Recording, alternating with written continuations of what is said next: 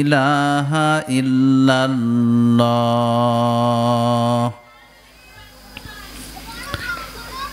ওয়া আদনাহা ইমাতাতুল আযা আনিত তরিক ওয়াল হায়াউ শু'বাতুম মিনাল ঈমান আও কামা ক্বালা আলাইহিস সালাতু ওয়াসসালাম। মহব্বতের সাথে দুরুদ ইব্রাহিম একবার পড়ি সবাই। আল্লাহুম্মা সাল্লি আলা মুহাম্মাদি ওয়া আলা আলি মুহাম্মাদ কামা সাল্লাইতা আলা ইব্রাহিম ওয়া আলা আলি ইব্রাহিম ইন্নাকা হামিদুম মাজিদ। আল্লাহুম্মা বারিক আলা মুহাম্মাদি ওয়া আলা আলি মুহাম্মাদ কামা বারাকতা আলা ইব্রাহিম ওয়া আলা আলি ইব্রাহিম ইন্নাকা হামিদুম মাজিদ। আলহামদুলিল্লাহ। আল্লাহ পাক রব্বুল আলামিনের বড় মেহেরবানি যে মালিক মায়া করে দয়া করে ভালোবেসে বর্ণি মুন্সিবাড়ি তালিমুল কোরআন মহিলা মাদ্রাসার উদ্যোগে আজকের অষ্টম বার্ষিক ওয়াজ ও দোয়ার মাহফিলের ইন্তেজাম করার এবং সেখানে আমাদেরকে আসার বসার এবং আল্লাহ পাকের সন্তুষ্টির জন্যে কিছু কথা বলা ও শোনার তৌফিক দান করেছেন। এজন্য আমরা সকলে আল্লাহ পাকের দরবারে শুকরগুজার হই, কালিমাতুশ শুকর পড়ি, জবান খুলে সকলে বলি আলহামদুলিল্লাহ। আমি আপনাদের সামনে রসুল আকরাম সাল্লাল্লাহু আলাইহি ওয়াসাল্লামের অসংখ্য হাদিস থেকে একখানা হাদিস পাঠ করেছি। আল্লাহ পাকের তৌফিক যদি শামেলে হাল হয় তাহলে পঠিত হাদিসখানাকে সামনে রেখে কিছু কথা বলার আশা রাখি। আল্লাহ পাক যেন আমাকে আমলের নিয়তে ইখলাসের সাথে প্রয়োজনীয় কিছু কথা বলার এবং আপনাদেরকে আমলের নিয়তে ইখলাসের সাথে কথাগুলো অন্যের কাছে পৌঁছানোর নিয়তে শোনার তৌফিক দান করেন। সকলে বলেন আমিন। আমি যে হাদিসখানা পড়েছি এ হাদিসে রসুল আকরাম সাল্লাল্লাহু আলাইহি ওয়াসাল্লাম ইরশাদ করেন, আল ঈমানু বিজউ ওয়া সাবউনা শুবা। ঈমানের ৭০-এর উপরে শাখা প্রশাখা রয়েছে।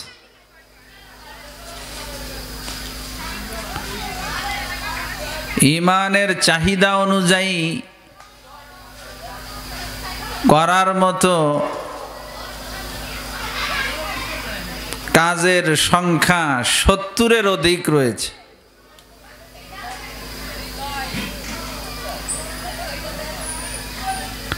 এক নম্বরে নবীজি বলেছেন আফজালুহা কাউলু লা ইলাহা ইল্লাল্লাহ।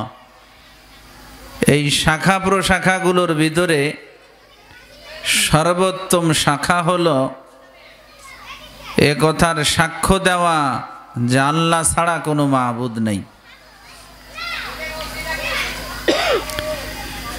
একজন মানুষ যদি কামেল মুমিন হতে চায়, কামেল মুসলিম হতে চায়,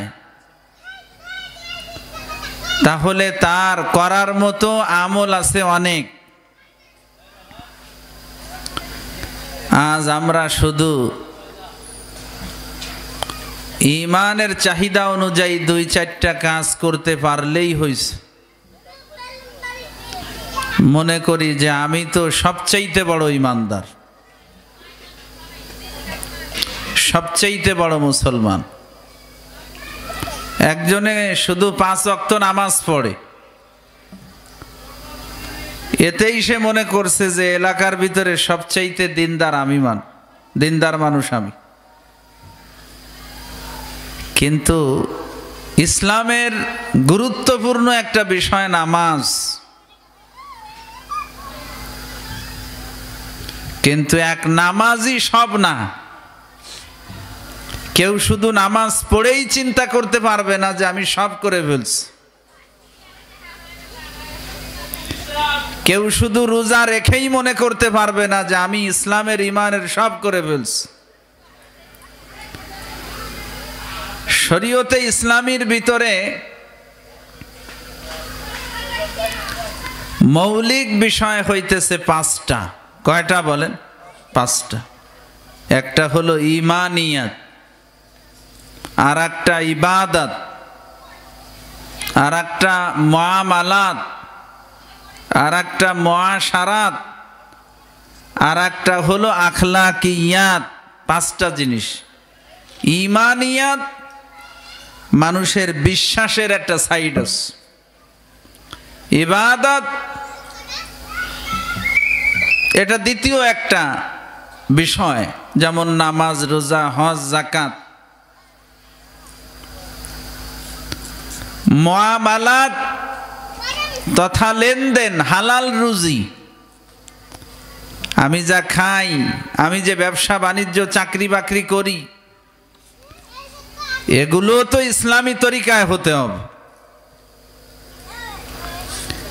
মুআশারাত মানে বান্দার হক, বান্দার হকও আমাকে আদায় করতে হবে। আখলাকিয়াত মানুষের অন্তরের ভিতরে মারাত্মক কিছু রোগ আছে, যার একটা রোগ একজন মানুষকে জাহান্নামে নিয়ে যেতে পারে। এই রোগগুলোকে অন্তর থেকে দূর করে, চিকিৎসা করায় দূর করে, অন্তরে ভালো ভালো গুণগুলোকে ফিট করা, এটাকে বলা হয় আখলাকিয়াত। এজন্য ইসলামের তাকাজা অনুযায়ী, ঈমানের চাহিদা অনুযায়ী করার মতো অনেক আমল আছে, অনেক আমল আছে। আমি যেমন আমার যখন মসজিদে আমি থাকি তখন যেমন একজন মুমিন মুসলমান, আমি যখন ঘরে থাকি তখনও আমাকে মুমিন মুসলমান হিসেবেই থাকতে হবে। দেখবেন যে যত বড় খারাপ মানুষ হোক, মসজিদের ভিতরে কিন্তু গালি দেওয়া, এটা সেও দিতে পারবে না, অন্যরাও এটারে মারাত্মক মনে করবে। গালিটা যেমন মসজিদের ভিতরে দেওয়া যায় না, ঠিক তদ্রূপভাবে মসজিদের বাহিরেও কি দেওয়া যায় না? গালি দেওয়া যায় না। আমি মসজিদে যেমন একজন ইমানদার, একজন মুসলমান, ঠিক তদ্রূপভাবে আমি যখন বাড়ি থাকব তখনও আমাকে ইমানদার হিসেবে থাকতে হবে, মুসলমান হিসেবে থাকতে হবে। আমি যখন বাজারে ঘাটে থাকব তখনও আমি মুসলমান আর ইমানদার কি না বলেন? যখন বাজারে চলে আসব আমি মসজিদে ইমানদার, বাজারে আসলে আমার ইমানের লাইনে খবর নেই। আমি মসজিদে একজন মুসলমান কিন্তু বাজারে মুসলমান না, তাহলে তো আমি কামেল ইমানদার, কামেল মুসলমান হইতে পারলাম না। মসজিদের ভিতরে যেমন পাপ কাজ করাকে পাপ বলে জানতে হবে, ঠিক তদ্রূপভাবে মসজিদের বাহিরেও পাপ কাজকে পাপ কাজ বলেই জানতে হবে। কিন্তু বাহিরটাকে তো আমরা পাপ কাজ বলে মনে করি না, বাহিরে পাপ কাজ করা অনেকে মনে করে অসুবিধা নেই। এজন্য দেখবেন যে কোনো পাকা কথা যদি হয় তো টাইনিয়ে মসজিদে নিয়ে যাইতেছে, চল তুই মসজিদে যেয়ে বলবি। মসজিদের বাহিরে ঠিক ওই রকম ভাবে কোনো গুনার কাজ করা যায় না, যেমনি ভাবে মসজিদের ভিতরে কোনো গুনার কাজ করা যায় না। অনেকে দেখবেন নামাজ পড়ছে তো মসজিদে বেরোচ্ছে, টুপিটা আগে গুছায় পকেটের ভিতরে পড়তেছে, আবার যখন নামাজের সময় আইসা মসজিদে ঢুকে পকেটেতে বাইর করে ফু দিয়ে খুলে মাথায় দেয়। টুপি কি খালি মসজিদেই মাথায় দিতে হবে না বাইরেও মাথায় দিতে হবে? বাইরেও দিতে হবে। অনেকে আছে দেখবেন টাকনুর নিচে কাপড় থাকে, পায়জামা প্যান্ট টাকনুর নিচে, যখন নামাজে দাঁড়াবে সেই সময় খুব গুছায়, আবার নামাজ পড়া হয়ে গেছে ছেড়ে দেয়। এটা কি নামাজ পড়া হলে ছেড়ে দেওয়া যায়? নবীজি বলেন ওয়াইলুল লিল আকাবি মিনান নার মা আসফালা মিনাল কাবাইন মিনাল ইজারি ফিন্নার। নবীজি বলেন পাজামা লুঙ্গি দিয়ে টাকনুর যে অংশটা ঢাকা থাকবে ওইটা জাহান্নামের আগুনের ভিতরে জ্বলবে। নাউজুবিল্লাহ বলে। আবার পাজামা লুঙ্গি নামাজের সময় যেমন টাকনুর উপরে থাকবে, নামাজ ছাড়া অন্য সময়ও আমার পাজামা লুঙ্গি কোথায় থাকবে বলেন? টাকনুর উপরে থাকবে। কিন্তু নাইমায় দিয়া অনেকে পাঁচ তল দিয়ে ঠেলে দেয় খানি। নতুন প্যান্ট সব জায়গা ভালো আছে, প্যান্টের নিচে দিয়ে গুড়ালের ঘষায় ঘষায় সব ছিঁড়ে গেছে। অনেকে লুঙ্গি এমন ভাবে পরে রাস্তা দিয়ে সে গেলে আর ওই জায়গা ঝাড়ু দেয়া লাগবে না, ঝাড়ু হয়ে যায় ওই জায়গা। আমি যেমন মসজিদের ভিতরে একজন ইমানদার হিসেবে, মুসলমান হিসেবে আমি থাকবো, ঠিক তদ্রূপ ভাবে আমার 24টা ঘন্টার জিন্দেগি যখন আমি যেখানেই থাকি না কেন আমাকে ইমানদার হিসেবে, আমাকে একজন মুসলমান হিসেবে জীবন চালাইতে হবে। যখন যেখানে থাকি মসজিদেও আমি ইমানদার থাকব, মুসলমান হিসেবে থাকব, মসজিদের বাহিরেও থাকব। নবী আলাইহিস সালাতু ওয়াস সালামে হাদিসে ইরশাদ করেন আল ঈমানু বিজউ ওয়া সাবউনা শুবা। ঈমানের শাখা প্রশাখা 70-এর উপরে। কয়টার উপরে কোন? ওরে সুবহানাল্লাহ, 70-এর উপরে। কোন জায়গায় আসছে 77টা শাখা প্রশাখা আছে। তার ভিতরে কয়টা জানি আমরা, কয়টা করি একটু চিন্তা করে দেন তো। 2-4টে করেই মানুষ মনে করে যে আমি তো এলাকার সবচাইতে বড় আমলওয়ালা আখলাকওয়ালা ইমানদার। 70-এর উপরে শাখা প্রশাখা ইমানের। নবীজি বলেন আল ঈমানু বিজউ ওয়া সাবউনা শুবা। ইমানের 70-এর উপরে শাখা প্রশাখা রয়েছে। আফজালুহা কাউলু লা ইলাহা ইল্লাল্লাহ। এই শাখা প্রশাখাগুলোর ভিতরে সর্বোত্তম এবং সর্বপ্রধান শাখা হলো এ কথার সাক্ষ্য দেওয়া লা ইলাহা ইল্লাল্লাহ, আল্লাহ ছাড়া কোনো মাবুদ নাই। এটা হলো 1 নম্বর বুনিয়াদ। এটা যদি ঠিক না থাকে 70-এর উপরে আর যা আছে সবও যদি ঠিক থাকে কোনো কাজ হবে না। এটা 1 নম্বর শাখা এবং বুনিয়াদি এবং প্রধান শাখা। এই যে প্রধান শাখা অর্থাৎ লা ইলাহা ইল্লাল্লাহ, এটা এমন দামি শাখা যে এটা হলো তাওহীদের কালেমা। এমন পাওয়ারফুল কালেমা এটা, শতবর্ষী কোনো কাফের যে 100 বছর উদাহরণস্বরূপ কুফরির ভিতরে জীবন কাটিয়েছে, জীবনের একেবারেই পড়ন্ত বেলায়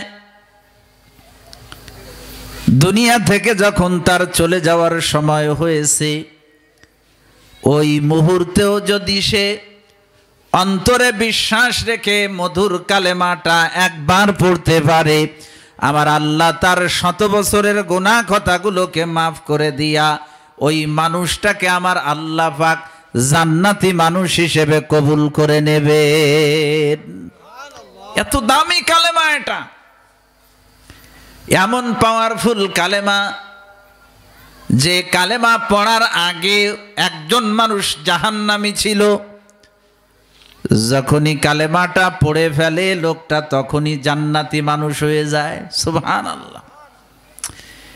এই কালেমা পড়ে মারা যদি যায়, কালেমা পড়ছে আর সাথে সাথে মওত হইছে, এক ওয়াক্ত নামাজ পড়তে পারে নাই, একটা রোজা রাখতে পারে নাই, আল্লাহর রাস্তায় কোনো দান সদকা করতে পারে নাই, কালেমা পড়েই মারা গেছে, তাও সে জান্নাতের ভিআইপি মেহমান হবে। তাকে যদি আমার আল্লাহ ছোট পুরস্কার দেন তো কমপক্ষে এরকম দুনিয়ার 10 দুনিয়া জোড়া একটা জান্নাত দিয়ে আমার আল্লাহ তারে সম্মানিত করবেন। কালেমা পড়ার আগে লোকটা জাহান্নামী ছিল, কালেমা পড়েছে তো লোকটা এখন জান্নাতি। খায়বারের যুদ্ধের সময়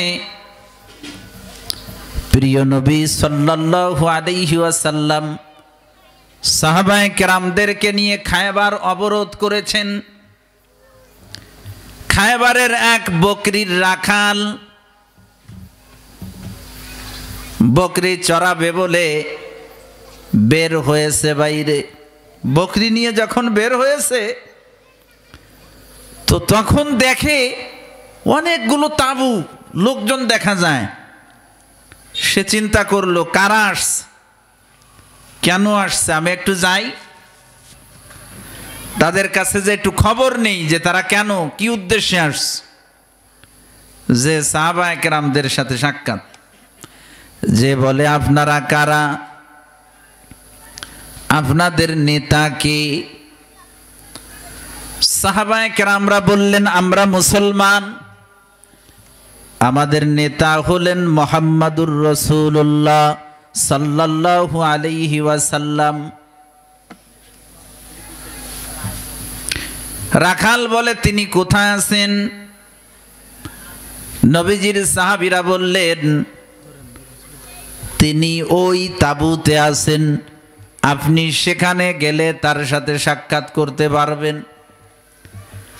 রাখাল হয়রান হয়ে বলে একটা দেশের বাদশা, একটা জাতির নেতা, তিনি কি সাধারণ একটা তাঁবুতে থাকতে পারেন? আর আমার মতো একজন নিম্ন শ্রেণীর মানুষ, একজন রাখাল কি যে তার সাথে সাক্ষাৎ করতে পারে নাকি? আপনারা কি আমার সাথে ঠাট্টা করতেছেন নাকি? সাহাবায়ে কেরাম বললেন আপনি যান, ওখানে গেলে নবীজিকে পাবেন, দেখাও করতে পারবেন, কোনো অসুবিধা নাই। রাখাল অনেক কৌতূহল নিয়ে সেখানে গিয়েছে। নবীজি যে তাঁবুতে ছিলেন, রাখাল যে দেখে কোনো দারোয়ান নাই, তাকে বাধা দেওয়ার মতো কেউ নাই। বিনা বাধায় রাখাল তাঁবুর ভিতরে ঢুকে যখন আমার নবীজির চেহারার দিকে তাকিয়েছে, আমার আল্লাহ পাক রাখালের দিলটাকে পরিবর্তন করে দিয়েছে, দিল ঘুরে গেছে সাথে সাথে। তো হয়রান যে রাখাল মানুষ, তো ঘরে উঠতে দেয় না, এদেরকে পড়ে থাকে বাইরে। আর একটা জাতির নেতা সর্দার, তিনি একটা সাধারণ তাঁবুতে আছেন, আর তার মতো একজন সাধারণ রাখাল সে ঢুকে গেল। এত বড় ব্যক্তির সাথে সাক্ষাৎ করতে কোনো বাধা হলো না। খুব আশ্চর্য, খুব আশ্চর্য। যে নবীজিকে বলে আপনি কে, কেন এসেছেন? নবীজি তাকে বললেন আমি আল্লাহর নবী, আল্লাহর রসুল, আমি এসেছি আল্লাহর বান্দাদেরকে আল্লাহর সঙ্গে জোড়ায় দেওয়ার জন্য। আল্লাহর বান্দারা যে আল্লাহ পাকের ইবাদত বন্দেগী ছেড়ে দিয়ে আল্লাহকে বাদ দিয়ে অন্যর উপাসনা করে, ইবাদত করে, আল্লাহর বান্দা বান্দীদেরকে গায়রুল্লাহর ইবাদত থেকে ফিরায়া আল্লাহর ইবাদতের ভিতরে লাগানোর জন্য আল্লাহ আমাকে পাঠিয়েছেন। আমি এক দামি কালেমা নিয়ে এসেছি, লা ইলাহা ইল্লাল্লাহ, আল্লাহ ছাড়া কোনো মাবুদ নেই। রাখাল বলে, আমি যদি ওই দামি কালেমাটা পড়ি আমার কি লাভ হবে? নবীজি বললেন, তুমি যদি ওই কালেমাটা পড়ো তুমি মুসলমান হয়ে যাবে। অন্য মুসলমানদের যেই হক তোমারও সেই হক হবে। আমরা তোমাকে আমাদের বুকের সঙ্গে জড়ায় নিব। আমার আল্লাহ পাক তোমাকে এ দুনিয়ার 10 দুনিয়া জোড়া একটা জান্নাত কমপক্ষে আল্লাহ তোমারে দিবেন। সুবহানাল্লাহ। রাখাল কালো মানুষ ছিল, বলে আমার মতো মানুষটারও আপনারা বুকের সঙ্গে জড়ায় নিবেন? আমাদের তো কোনো মূল্যায়ন নাই সমাজে। আমার গায়ে দুর্গন্ধ, ঘামের দুর্গন্ধ, আমারে জান্নাতে ঢুকতে দিবে আল্লাহ? নবীজি বললেন, শোনো, হ্যাঁ তোমার মতো মানুষটাকেও আমরা বুকের সঙ্গে জড়ায় নিব। অন্য মুসলমানদের যেই হক সেই হক তোমারও হবে। আর তোমার এই কালো চেহারাটাকে আল্লাহ পাক উজ্জ্বল করে দিবেন। আর তোমার গায়ের যে দুর্গন্ধের কথা, ঘামের দুর্গন্ধের কথা তুমি বলতেছো, সেটাকে আমার আল্লাহ পাক সুগন্ধি দ্বারা পরিবর্তন করে দেবেন। সাথে সাথে রাখাল কালেমা পড়ে মুসলমান হয়ে গেছে। সুবহানাল্লাহ বলেন। এবার রাখাল নবীজিকে জিজ্ঞাসা করে, ইয়া রাসূলুল্লাহ, তা আমি তো মুসলমান হয়ে গেলাম, এখন আমার কাজ কি? নবীজি তাকে বললেন, শোনো, তুমি এমন সময় ইসলাম গ্রহণ করেছো, এটা কোনো নামাজের সময় না যে তুমি নামাজ পড়বে। রমজান মাসও না যে তুমি রোজা রাখবে। তোমার তো মাল সম্পদ নাই, কাজে যাকাতেরও প্রশ্ন নাই। তবে এই মুহূর্তে এখন একটা ইবাদত চলতেছে, সেটা হলো জিহাদ। তুমি জিহাদ করবে। রাখাল বলে, ইয়া রাসূলুল্লাহ, জিহাদে গেলে 2 অবস্থা, হয়তো বেঁচে ঘরে ফিরবো, নতুবা সেখানে আমি মারা যাব। যদি সেখানে আমি মারা যাই তো আমার কি লাভ আছে? নবীজি বললেন, তুমি যদি মারা যাও শাহাদাতের মর্যাদা তুমি লাভ করবা, আমার আল্লাহ পাক তোমাকে জান্নাতুল ফিরদাউস দান করবেন। রাখাল বলে, নবীজি আমি তো এর আছি, এখনই জিহাদে যাব। তো এই যে খয়বারের মানুষের কিছু বকরি আমার কাছে আছে, এইগুলো আমি কি করব? দেখেন, খুব লক্ষ্য করার বিষয়, যাদের সাথে নবীজি লড়াই করতে আসছেন, যুদ্ধ চলতেছে যাদের সাথে, তাদের মাল তো বৈধ। যুদ্ধে যখন বিজয় হবে মালামাল তো মুসলমানরা মালিক হবে। কিন্তু তারপরও নবীজি তাকে বললেন, শোনো, খয়বারের মানুষেরা তোমার কাছে বকরিগুলো দিয়েছিল আমানত হিসেবে, এটা তাদের আমানত। যদিও আমি তাদের সঙ্গে যুদ্ধ করার জন্য এসেছি,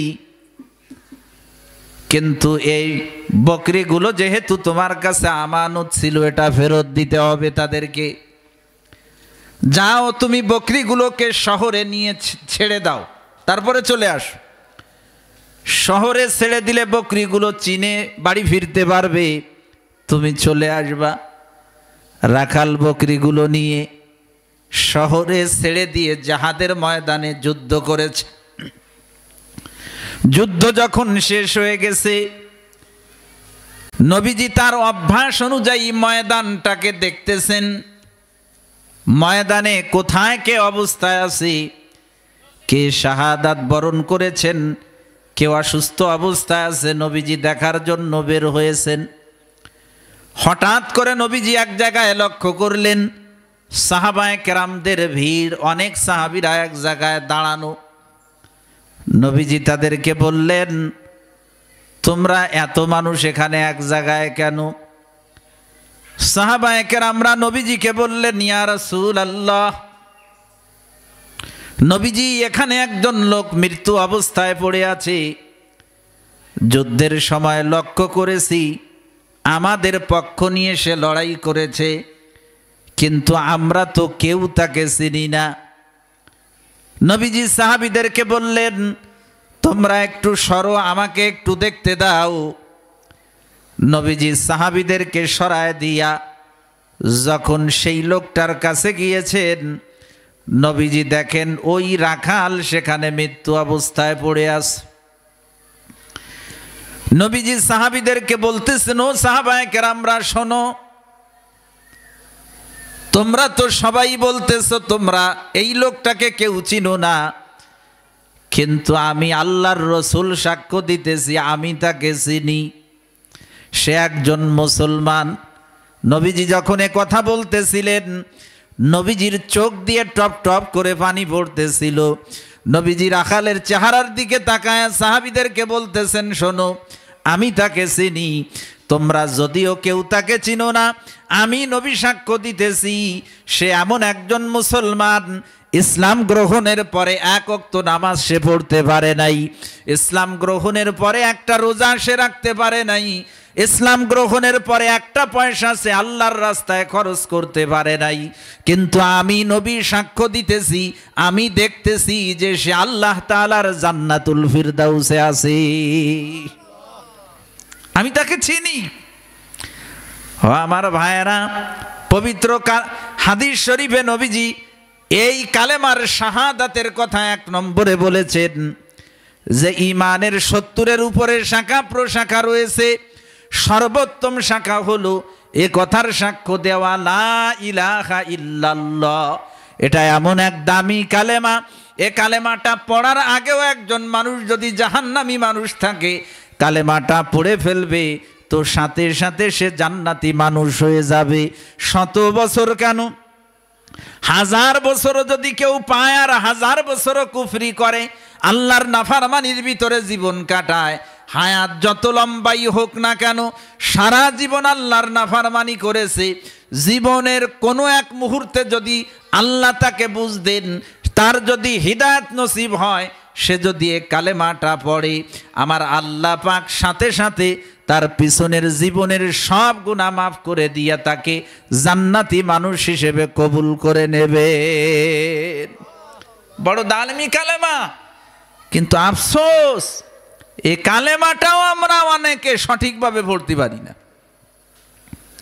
অনেকে জিকির করে লা ইলাহা ইল্লাল্লাহ, লা ইলাহা ইল্লাল্লাহ, লা ইলাহা ইল্লাল্লাহ করলে তো কিচ্ছু হয় না, লা ইলাহা ইল্লাল্লাহ কোনো শব্দই নেই। অনেকে লা ইলাহা ইল্লাল্লাহ লাতে টানে না।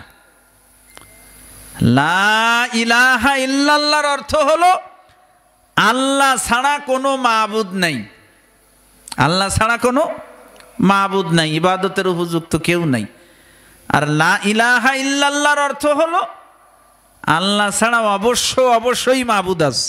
নাউজুবিল্লাহ। তা লাতে যদি না টানে অর্থ কি ঠিক থাকে না পরিবর্তন হয়ে যায়?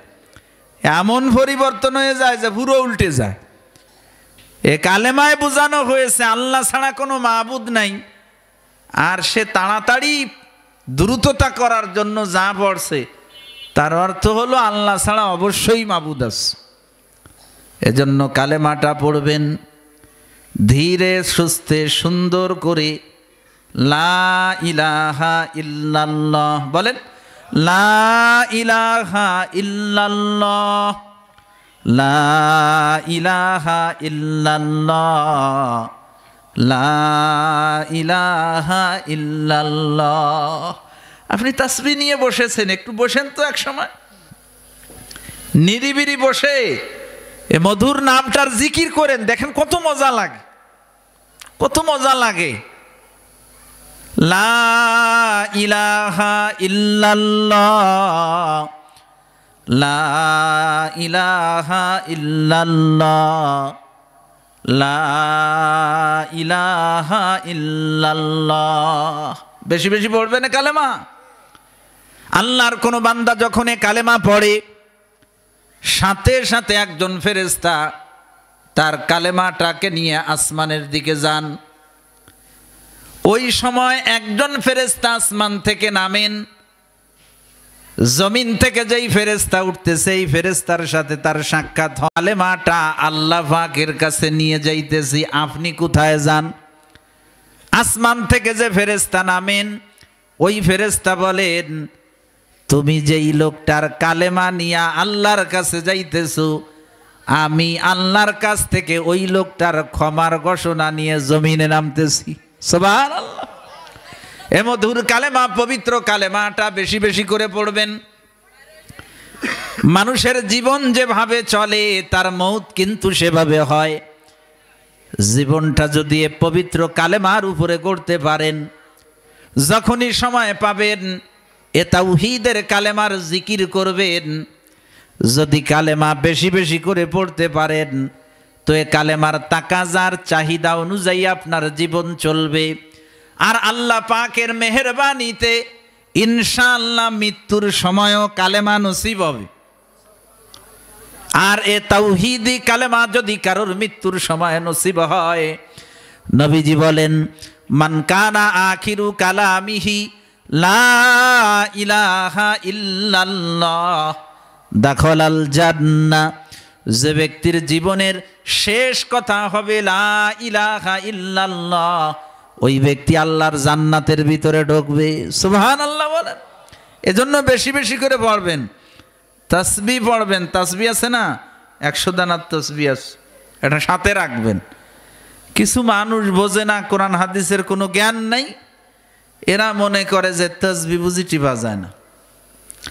তাসবিহ টিপে কি খালি টেপে না কিছু পড়ে? আপনি পড়বেন, জিকির করবেন, সুবহানাল্লাহ পড়বেন, আলহামদুলিল্লাহ পড়বেন, আল্লাহু আকবার পড়বেন। তাসবিহ সাথে থাকা ভালো।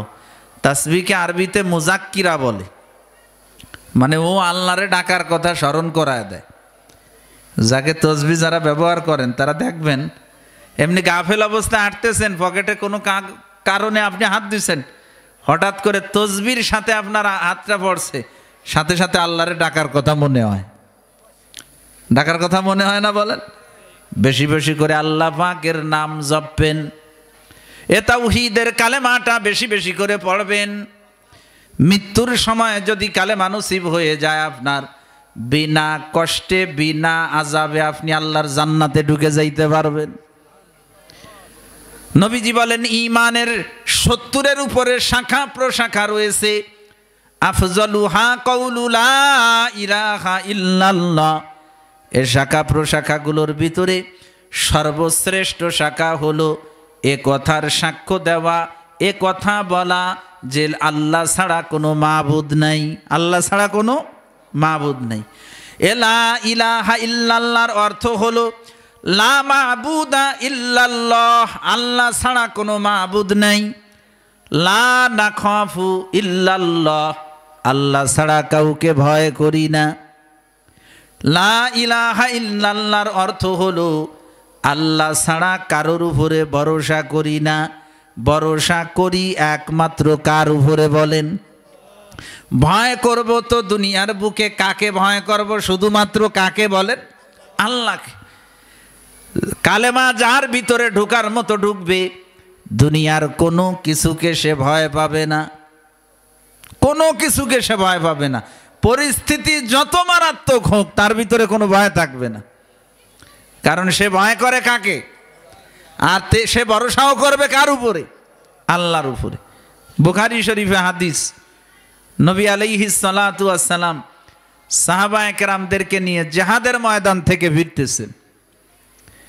দুপুরের সময় হয়েছে। এমন একটা ময়দান সামনে পড়েছে যেখানে অনেক বাবলা গাছ আছে। নবীজি সাহাবায়ে কেরামদেরকে নিয়ে সেখানে একটু আরাম করার ব্যাপারে সিদ্ধান্ত নিলেন। সাহাবায়ে কেরামরা নবীজির জন্য যেই গাছটার ছায়া সবচেয়ে বেশি ওই গাছটা ছেড়ে দিয়েছে নবীজির জন্য, ওইখানে বিছান দিয়া সাহাবায়ে কেরামরা বিভিন্ন গাছের নিচে ছড়ায় ছিটায় শুয়ে আছেন। নবীজি তার তলোয়ারখানা ওই গাছের সাথে ঝোলায় রেখে শুয়ে পড়েছেন, ঘুমায় গেছেন। ওইখান দিয়ে একজন কাফের যায়, যাওয়ার সময় দেখে মুহাম্মদ সাল্লাল্লাহু আলাইহি ওয়াসাল্লাম ঘুমায় আছেন আর তার তলোয়ারটা গাছের সাথে ঝুলানো আছে। সে চিন্তা করতেছে মুহাম্মদরে মারার জন্য সারা দুনিয়া কত চেষ্টা করে, কেউ পারে না, আর আজকে আমি যে সুযোগ পাইছি তারে মারা কি কোনো ব্যাপার নাকি, ওয়ান্টুর ব্যাপার।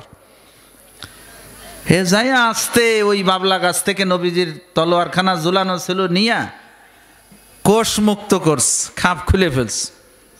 তলোয়ারটা নবীজির, ঘুমন্ত নবীজির মাথার কাছে যে এরকম উঁচু করে বলে, ইয়া মুহাম্মদ মাই ইয়াসিমুকা মিন্নি, ও মুহাম্মদ তোমাকে আমার হাত থেকে কে বাঁচাবে বলো। ধমক দিয়েছে। বলেন এমন সময় মানুষ তো বিব্রত হয়, ঘুমন্ত মানুষ ঘুম থেকে উঠেছেন।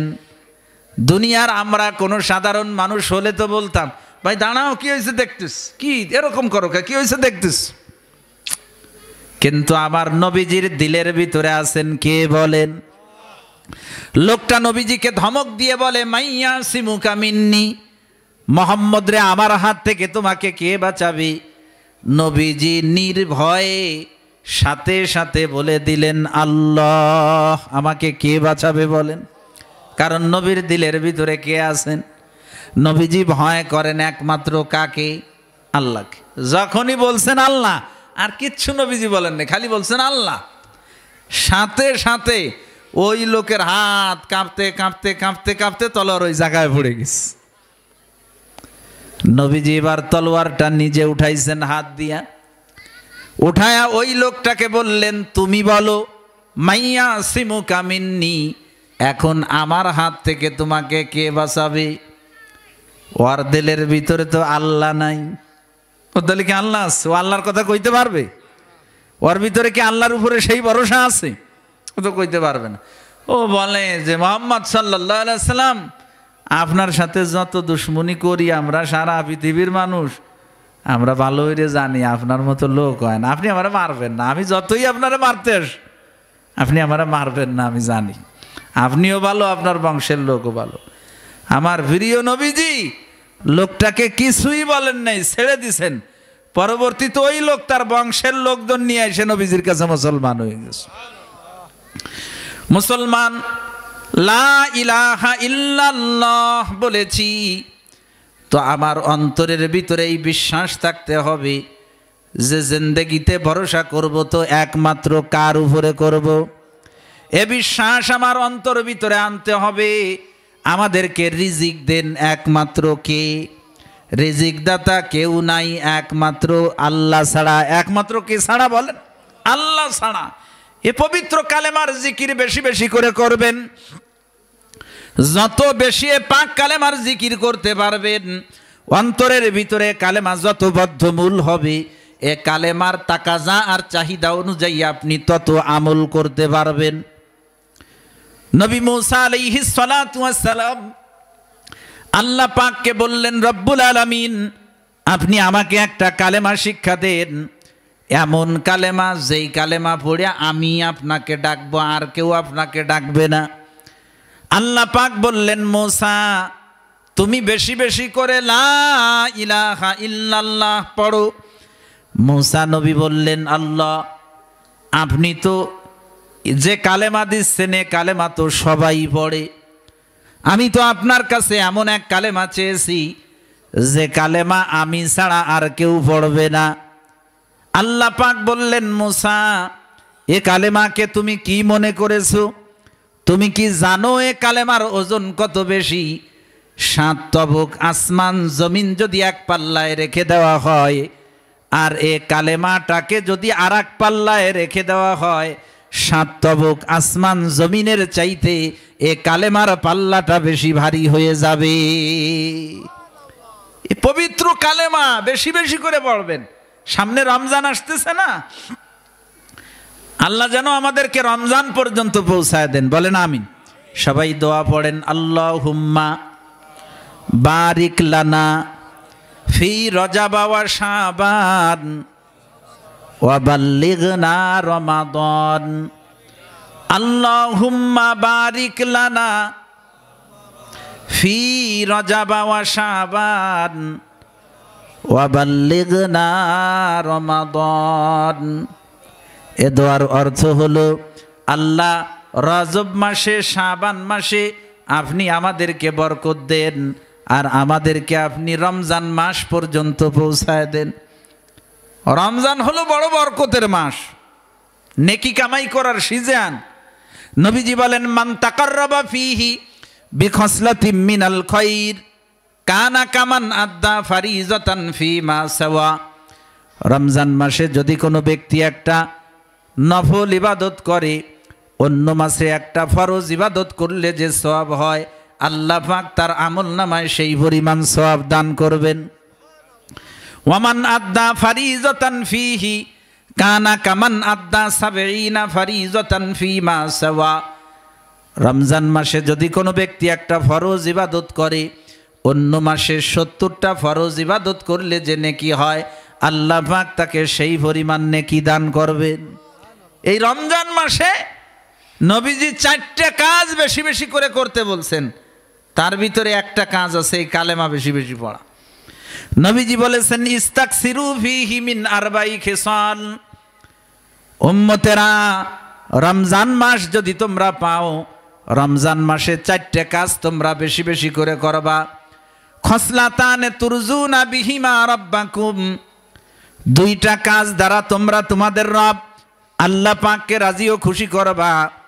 ওয়া খসলাতানে লা গিনা বিকুম আনহুমা।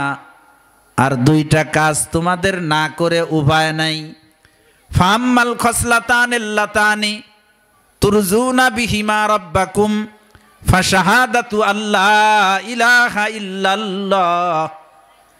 যে 2টা কাজ দ্বারা তোমরা তোমাদের রব আল্লাহ পাককে রাজি ও খুশি করবা, তার একটা হলো বেশি বেশি করে এই কালেমা সাক্ষ্য দিবা, লা ইলাহা ইল্লাল্লাহ, আল্লাহ ছাড়া কোনো মাবুদ নাই, এই কালেমা পড়বেন। দ্বিতীয় হলো আতাস্তাগফিরুনাহু, আল্লাহ পাকের কাছে বেশি বেশি করে ক্ষমা চাইবা। ওয়াম্মাল খসলাতানিল্লাতানে লা গিনা বিকুম আনহুমা। আর যেই 2টা কাজ না করে তোমাদের উপায় নাই, সেই 2টা কাজ হলো ফাতাসআলুনাল্লাহাল জান্নাতা ওয়া তাউযুনা বিহি মিনান নার। আল্লাহ পাকের কাছে বেশি থেকে বেশি জান্নাত চাইবা আর জাহান্নাম থেকে মুক্তি চাইবা। রমজানে বিশেষভাবে যেই 4টা কাজ নবীজি করতে বলেছেন, তার একটা হলো এই তাওহীদের কালেমা বেশি বেশি করে পড়া। পড়বেন ইনশাআল্লাহ। আমি যে হাদিস আপনাদেরকে শুনাইতেছিলাম, নবীজি ইরশাদ করেন, আল ঈমানু বিজউ ওয়া সাবউনা শুবা। ঈমানের 70-এর উপরে শাখা প্রশাখা রয়েছে। আফজালুহা কওলু লা ইলাহা ইল্লাল্লাহ। এই শাখা প্রশাখাগুলোর ভিতরে সর্বশ্রেষ্ঠ শাখা হলো লা ইলাহা ইল্লাল্লাহ, এই কথা বলা, এই কথার সাক্ষ্য দেওয়া। ওয়া আদনাহা ইমাতাতুল আযা আনিত তরিক। আর এই শাখা প্রশাখাগুলোর ভিতরে নিচের শাখা হলো রাস্তা থেকে কষ্টদায়ক জিনিস সরায় ফেলা। নবীজি সবগুলো এখানে বলেন নাই, সর্বশ্রেষ্ঠটা বলছেন আর নিচেরটা বলছেন, আর একটা বিশেষ শাখার কথা বলছেন, 3টার কথা বলছেন। সর্বোচ্চ শাখা হলো লা ইলাহা ইল্লাল্লাহ, আর সর্বনিম্ন শাখা হলো কি বলেন, রাস্তা থেকে কষ্টদায়ক জিনিস সরায় ফেলা। এটা ঈমানের অঙ্গ, ঈমানের একটা বিশেষ শাখা। তাহলে বলেন, রাস্তায় কষ্টদায়ক জিনিস ফেলা এটা কি কোনো ঈমানদারের কাজ হইতে পারে? ঈমানদারের যতগুলো কাজ, যতগুলো দায়িত্ব, তার একটা দায়িত্ব আর কাজ হলো রাস্তায় যদি কষ্টদায়ক কোনো জিনিস দেখে তো সেটারে সে ফেলে দেবে। রাস্তায় একটা ইট ফেলানো দেখেছে, যে কোনো সময় কেউ হুঁচটকে পড়ে যাইতে পারে। একজন ঈমানদারের দায়িত্ব হলো ইটটাকে ওখান থেকে সরায় ফেলে দেওয়া। রাস্তায় কেউ একটা কলার খোসা ফেলা দেখেছে, ঈমানদারের ঈমানি দায়িত্ব হলো রাস্তার উপর থেকে কলার সিলকাটা খোসাটাকে সরায় দিবে যেন অন্যের কষ্ট না হয়। খাঁটি ঈমানদার যারা এরা রাস্তার উপর থেকে কষ্টদায়ক জিনিস সরাবে, কিন্তু কখনো রাস্তার উপরে নিজে কষ্টদায়ক জিনিস রাখবে না। এমন কোনো জিনিস রাখবে না যার দ্বারা মানুষের কষ্ট হয়। রাস্তা কেউ বাড়ি করবে তো তার বাড়ির মনে করেন সচল যে রাস্তা আছে সেই রাস্তার উপর দিয়ে ইট বালি সিমেন্ট রেখে দিয়ে রাস্তা আটকায় দেয়, আছে না এরকম? ধান কাটে গাদি দিয়ে থুয়ে দিছে, ফালা দেয় রাস্তার উপরে। রাত্রে তো টের পাওয়া যায় না, অনেক সময় দূরের জিনিস টের পাওয়া যায় না, অনেকে যাইয়া সেই ধানের ফালার সাথে বাঁধায় দেয়। রাস্তার উপরে খেয়ার নাড়ে একেবারে ফাঁজা দিয়ে দিয়ে, খেয়ার নাড়ার জন্য সরকার রাস্তা বানাইছে। যাকে বাড়ির দ্বারে রাস্তা নাই তারা কি ওরে খেয়ার নাড়ার জন্য, আপনিও তাই ওরেন, আপনিও তাই করেন। কিন্তু খবরদার খবরদার, আপনি কষ্ট দিওন না। অনেক সময় খেয়ার নাড়ে রেখে দিছে তো মোটর সাইকেল নিয়ে যাইতে, সাইকেল নিয়ে যাইতে অনেকে স্লিপ করে ওখানে। এগুলো ইমানের জরুরি বিষয়, লক্ষ্য করার জিনিস। একটা ভারী ভ্যান যাইতেছে যাত্রী নিয়ে, আপনি পাজা দিয়ে খেয়ার নাড়িয়ে থইছেন, ওর উপর দিয়ে যাইতে তার কষ্ট হয়ে যাইতেছে, আর সে বদদোয়া দিতে দিতে যাইতেছে। খবরদার, রাস্তায় কষ্ট দেওয়া জিনিস থাকলে সরায় ফেলবেন, নিজে কখনো কোনো জিনিস রেখে কষ্ট দিবেন না কাউরে। মনে থাকবে ইনশাআল্লাহ। আজান হোস, আজানের জবাব দেন, একটা আজানের জবাব দেই আমরা। আল্লাহু আকবার, আল্লাহু আকবার, আল্লাহু আকবার, আল্লাহু আকবার। আশহাদু আল্লা ইলাহা ইল্লাল্লাহ, আশহাদু আল্লা ইলাহা ইল্লাল্লাহ, আশহাদু আন্না মুহাম্মাদার রাসূলুল্লাহ, আশহাদু আন্না মুহাম্মাদার রাসূলুল্লাহ। লা হাওলা ওয়ালা কুওয়াতা ইল্লা বিল্লাহ, লা হাওলা ওয়ালা কুওয়াতা ইল্লা বিল্লাহ, লা হাওলা ওয়ালা কুওয়াতা ইল্লা বিল্লাহ, লা হাওলা ওয়ালা কুওয়াতা ইল্লা বিল্লাহ। আল্লাহু আকবার, আল্লাহু আকবার। লা ইলাহা ইল্লাল্লাহ।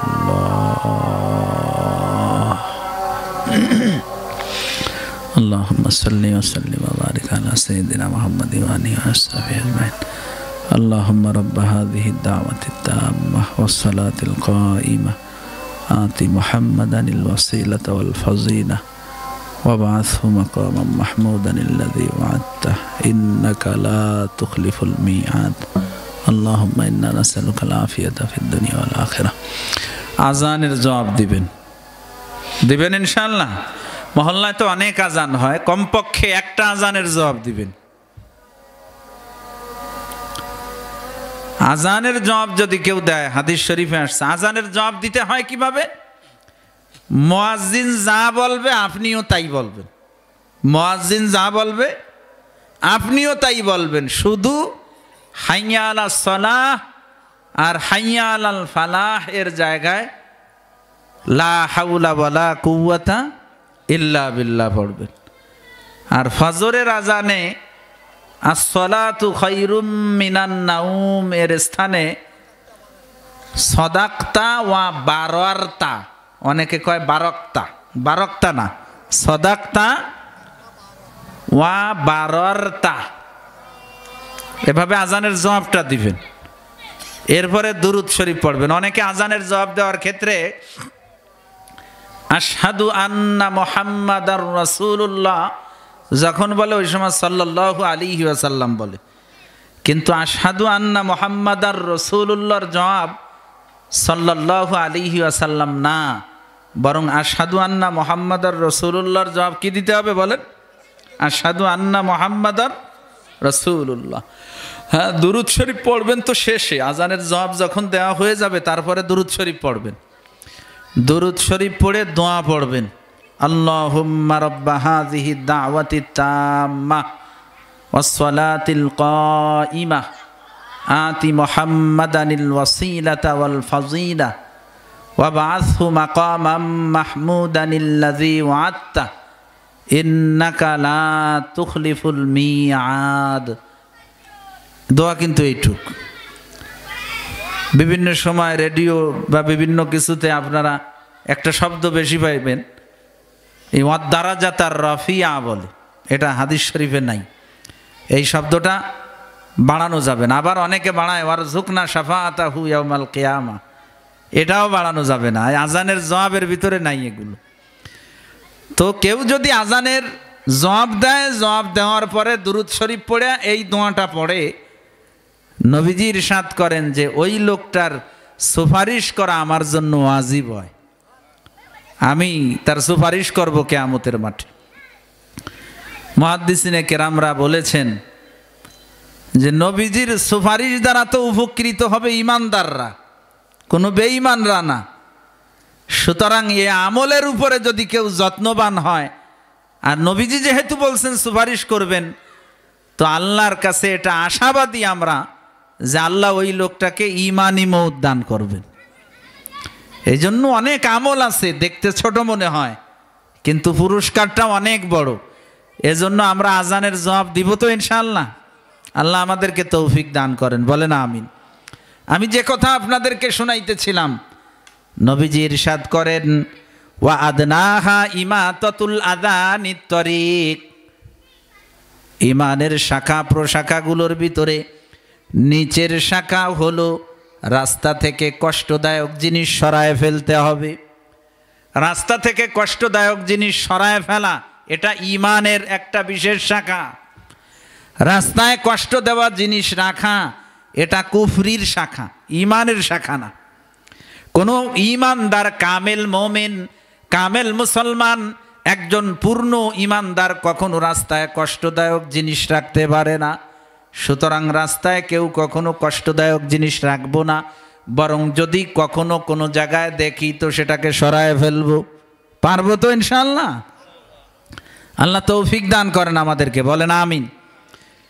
নবীজি সর্বশেষ বলেন ওয়াল হায়াউ শুবাতুম মিনাল ঈমান, লজ্জা ইমানের বিশেষ এক অঙ্গ।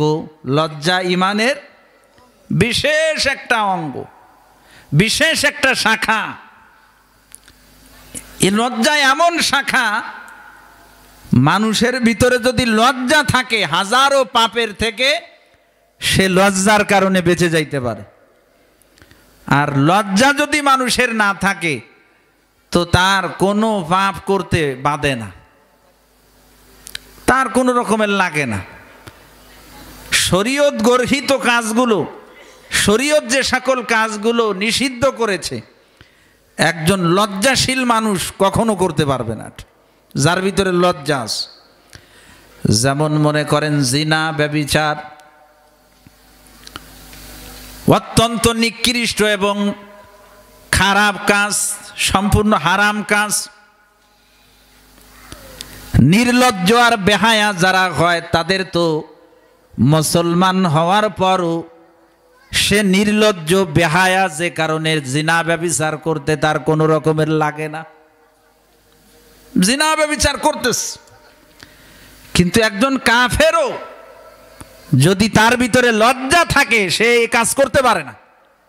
তার লজ্জা, তাকে যে আল্লাহ পাক লজ্জাটা দিয়ে দিছিলেন, সেই লজ্জার সংরক্ষণ যদি সে করে, সে অন্য ধর্মের মানুষ হইলেও সে করতে পারবে না।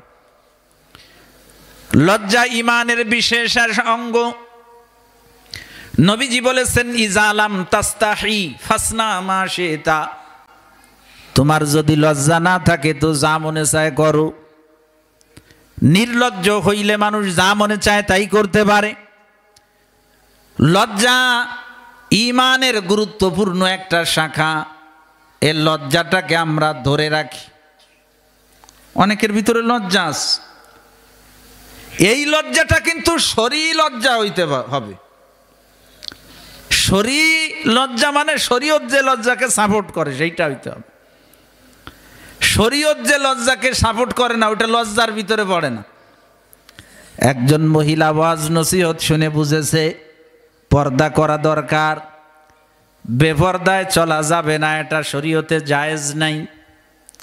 এখন সারা জীবন সে পর্দা করে নাই, তো এখন তার লজ্জা করতেছে যে এতদিন পর্দা করলাম না, এখন পর্দা হলে মানুষ কি করবে না আমারে। ওই লজ্জা কি কোনো লজ্জা? আপনারা বলেন এই লজ্জা কোনো লজ্জা? শরীয়তে ওটা লজ্জার ভিতরে পড়ে না। না, এখানে আপনাকে আরে একজন মহিলা ঢাকা ঘেরা থাকবে, কারোর সামনে নিজেকে প্রদর্শন করবে না, এইটাই হলো তার লজ্জার দাবি। লজ্জার দাবি কখনো খোলামেলা চলা হইতে পারে না। শরীফ তবিয়তের মহিলা যারা, ভদ্র মহিলা যারা, লজ্জার পরিমাণ যাদের ভিতরে আছে ঠিক মতো, এরা অশালীন অবস্থায় কখনো চলতে পারে না। বাহিরে চলার তো প্রশ্নই আসে না, ঘরের ভিতরে মাহরাম পুরুষদের সামনেও এরা এলোমেলো চলতে পারে না, এলোমেলো চলতে পারবে না। লজ্জা যদি থাকে মানুষ হাজারো পাপের থেকে ফিরে যায়। দেখেন ছোট একটা বাচ্চা, একটু বড় হয়েছে, 7-8 বছর মনে করেন বয়স, তো এই বাচ্চার যদি আপনি পরনের কাপড়টা খুলতে চান মানুষের সামনে, ও খুলতে মোটে রাজি না। আপনি যদি বেশি জোর করেন ও কান্দে দেবে। কারণ কি? ওর ভিতরে কি আছে কোন? লজ্জাস। আর একটা বড় মেয়ে বড় হয়ে গেছে, লজ্জা শরম না থাকার কারণে, লজ্জা শরম ধুইয়া মুছিয়ে সাফ হয়ে যাওয়ার কারণে স্কুল কলেজ ইউনিভার্সিটিতে যে পরপুরুষের সাথে হাত ধরে রাত দুপুর বেলা হেঁটে বেড়ায়, ওর দোলঙ্গা কাপড় পরে করে। কারণ ওর লজ্জা নাই। ওর কি নাই বলেন? লজ্জা নাই। লজ্জা যদি মানুষের ভিতরে থাকে, বহু পাপ থেকে মানুষ ফিরে যাইতে পারে। লজ্জা যদি থাকে, তাহলে আপনারা বলেন কোনো মহিলা কি নদীর ঘাটে, খালের ঘাটে পরপুরুষের সাথে একসাথে গোসল করতে পারে বেপর্দা অবস্থা? অথচ দেখবেন যে সব জায়গা দিয়ে গাটলা আছে, খালের উপরে টুঙ্গি ভাড়া দিয়ে তো ভরায়, একটু কম থাকলেও অন্য জায়গাতে আসো, বিটারা বিটিরে একসাথে গোসল করতেছে।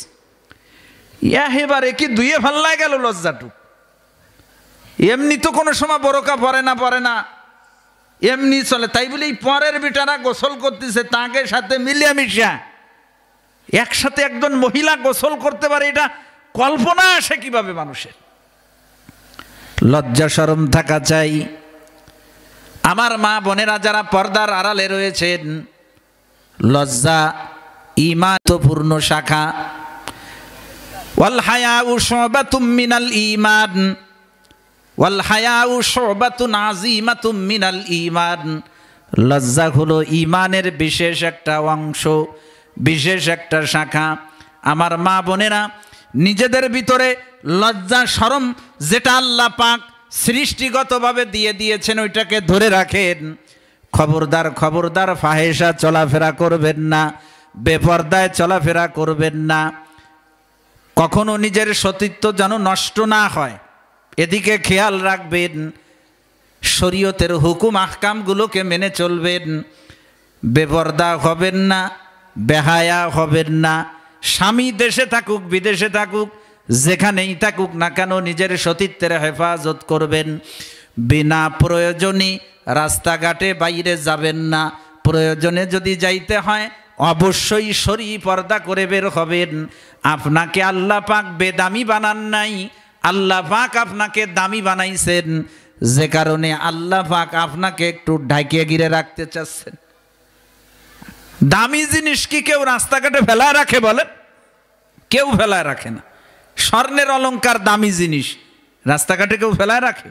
গোপালগঞ্জ শহরে আপনারা যান, গেলেই দেখেন সব স্বর্ণের দোকানগুলো যত্ন করা দোকান, ওরম যত্নের দোকান নাই।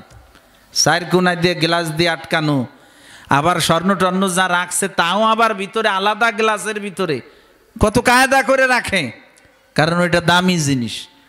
কিন্তু এই যে ওয়ার্কশপে এই যে জানলা দরজা বানায়, যে সব ঘরে গ্রিল বানায়, এইগুলো কি ওইরকম যত্ন করে রাখে? ওদের রাস্তার ধারে ফেলাতে হয়, বৃষ্টি লাগে, কেদা লাগে, ধুলো লাগে, বালি লাগে। কারণ সোনার দামের মতো কি ওর দাম নাকি কোন, এই জন্যে ফেলান থাকে। এখন স্বর্ণরা যদি স্লোগান দেয় যে আমাদের উপরে অবিচার করা হয়েছে, আমাদেরকে কেন এইরকমভাবে আটকালো এর ভিতরে, আমরাও আমাকে লোহাবাইয়ের মতো দরজা জানলা গিরিলির মতো বাইরে ওই জায়গা ভরে থাকবো, তাহলে বলেন স্বর্ণের আন্দোলনটা কি ঠিক না বেঠিক?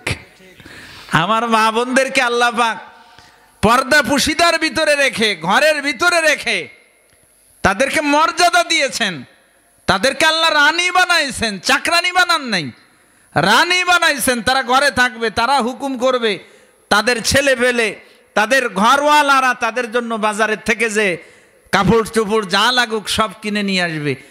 তারে তো যাইতে বলে নাই শরীয়ত। আমার মা বোনেরা বুঝেন, ইসলামই একমাত্র আপনাদেরকে মর্যাদা দিয়েছে, আর কেউ দেয় নাই। ইজ্জত ইসলামই দিয়েছে, আর কেউ দেয় নাই ইজ্জত আপনাদেরকে। যদি ইসলাম ছাড়া অন্য কোনো জায়গায় ইজ্জত খুঁজতে যান, তাহলে অপদস্থ আর লাঞ্ছিত হওয়া ছাড়া কোনো লাইন নেই। এজন্য শরীয়তের সীমারেখার ভিতরে চলবেন, লজ্জা শরম লজ্জার তাকাজা অনুযায়ী চলবেন। আল্লাহ পাক রব্বুল আলামিন আমাদেরকে কথাগুলো বোঝার তৌফিক দান করেন, বলেন আমিন। বড় দুঃখ লাগে, লজ্জা শরম এমন ভাবে গেছে, পর পুরুষের সাথে গল্প করা, কথা বলা, অবৈধ সম্পর্ক, ছেলে মেয়েদের অবাধ চলাফেরা, কি অবস্থা!